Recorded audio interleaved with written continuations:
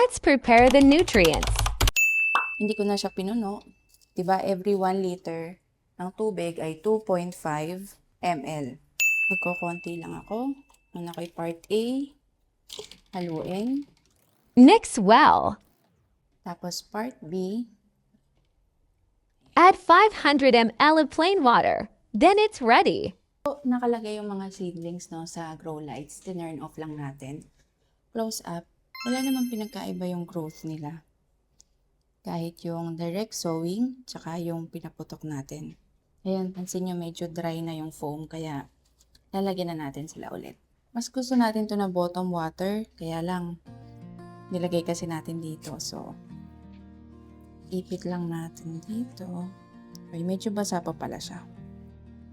Kita nyo, nagbago yung kulay niya kapag basa. Yung foam. Ito yung gusto natin, yung basa siya. Ayan, yung gagawin natin sa kabila.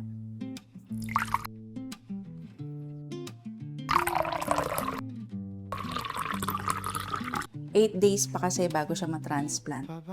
So, ano lang po yung gagawin. At update ko po kayo kapag ready for transplant na sila.